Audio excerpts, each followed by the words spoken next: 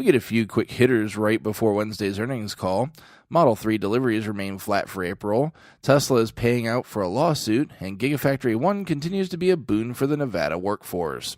This is Tesla Tidbits episode number 398 for May 2nd, 2018. We start things off today at Inside EVs, where they have their latest numbers for Model 3 deliveries in the U.S., which of course is the only country currently where Model 3 is delivered. Now, two things should be noted before we go further. Firstly, Tesla does not report monthly delivery numbers, so this report is not based on any official statement from Tesla. However, Inside EV's numbers have historically been scary accurate. Secondly, keep in mind that this includes shutdown time, so there were actually fewer production days this month than there should have been. Despite this, Inside EVs estimates that Tesla delivered another 3,875 Model 3s in April, which is still an increase over last month. Model 3 is far and away the battery electric vehicle leader through 4 months this year, with 12,055 cars delivered, and the competition has been lapped. The nearest BEV that isn't a Tesla is the Chevy Bolt, delivering only 5,650 cars this year. And this, of course, is with Tesla nowhere near where they want to be with the production for the Model 3. If they were actually at speed, this would be even more lopsided.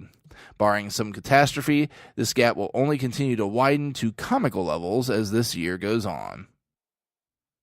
Over to Electrek, where we see that Tesla is paying up over the delay to deliver enhanced Autopilot features.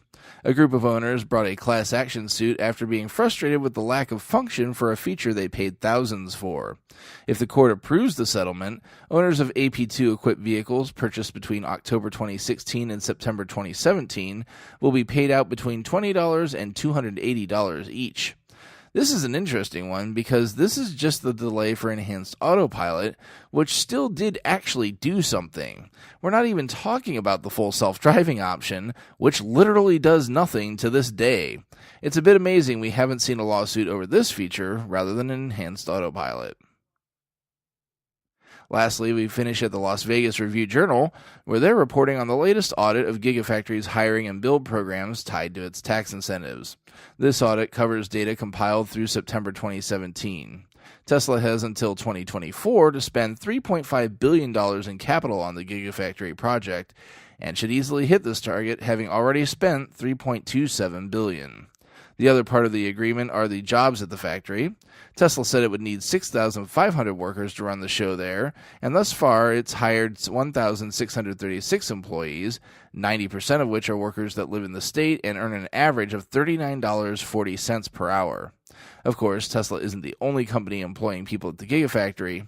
In total, 2,417 people work at the Gigafactory, 93% of whom are residents of Nevada, and make an average of $37.66 per hour.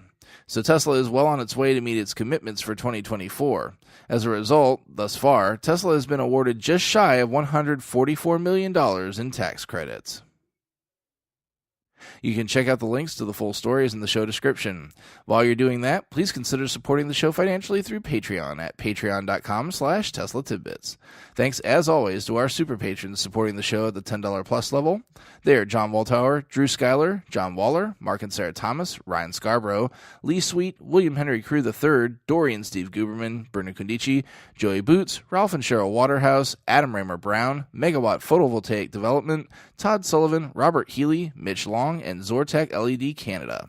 If you can't support with dollars, be sure to show your love with positive reviews and subscriptions on YouTube, iTunes, and other services across the internet. That's it for today's episode.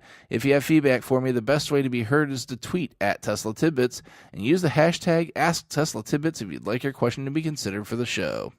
I'll see everyone back here again tomorrow for Earnings Call Wednesday. Until then, keep it charged and hit the road.